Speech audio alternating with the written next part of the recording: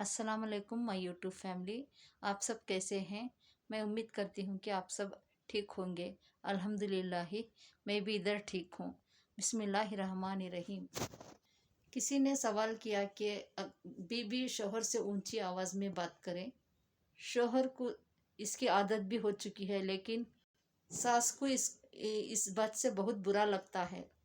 तो सास बहू का झगड़ा होता है कि सास को इस तरह मियाँ बीबी के मामलात में दाखिल होना चाहिए। क्या ये ठीक होगा? देखिए कि पहले सवाल तो ये है कि अगर बीबी शोहर से ऊंची आवाज़ में बात करें और शोहर को इसकी आदत भी हो गई, पता नहीं कि इस बेचारी का मजबूरी का पूरा इजहार हो रहा है। क्या समझ रहे हैं आप कि इस बेचारे ने आदत डाल लिया है।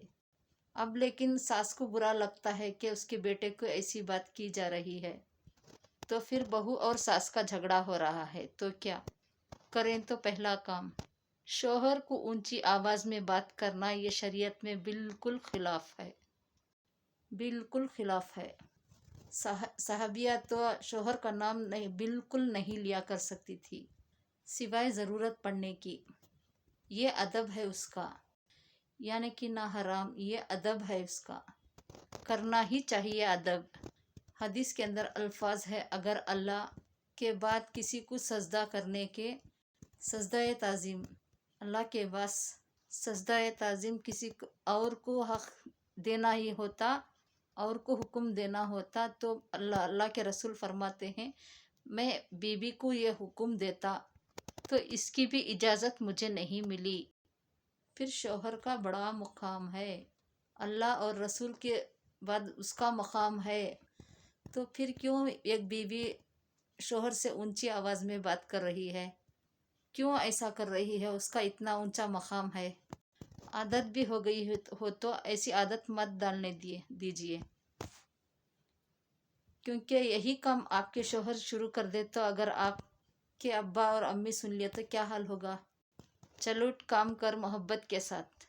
अगर आपके अम्मी अब्बा बाहर से सुन रहे थे तो अगर बनता तो दामाद मेरा इतना मीठा, देखो, लेकिन उसको आने दो, उसको आने से मिर्ची डाल के खाना पका के खिलाऊंगी। खाना बनाएंगे ना तब पता चलेगा पेट खराब होगा तो। बुरा लगता है, किसको भी बुरा लग सकता है। आपको अच्छा शोहर बोला, बीवी तुम जब तक चिल्ला के बोल सकती हो, तुम बहुत चिल्लाओ मेरे नाम से, बहुत चिल्लाओ मेरे नाम से। उसकी वालदा को ना ये चीज़ नागवार गुजार सकती है। ये काम है कि उसकी माँ के सामने ये बात ना की जाए। समझ जाना चाहिए ये बात को। आपका काम है कि ये बात ना किया जाए उसकी माँ के सामने, क्योंकि उसकी माँ उसकी अथॉरिटी है। अल्लाह और रसूल के बाद उसका मकाम है। अरे आप दोनों की म्यूचुअल है तो आपके कमरे में रहे। जब उसके वालिद और वालदा नाराज़ होते हैं कि आप नहीं करेंगे वो काम, अथॉरिटी है उसके ऊपर, और वो पसंद नहीं करते कि उनके बेटे को ये है आवाज़ उठाए, वो म्यूचुअल है। आप दोनों म्यूचुअल है, आपको अच्छा लगता है और ऐसी बात करना उनको नहीं है, मत कीजिए, क्योंकि वालिदैन को उफ़ करने की भी ज़रा सी भी इजाज़त नहीं है। अगर हलाल चीज़ हो तो हलाल चीज़ के वास्ते में भी झगड़ा किया जाए तो उसके वास्ते में भी नहीं किए जाए, सिवाय जिसके वाजिबात नमाज रोज़ा वगैरह हो तो कोई बात नहीं।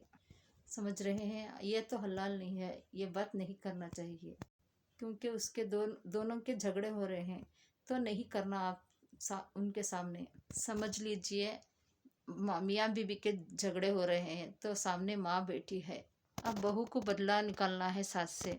और क्या चल रहा है तुम्हारा?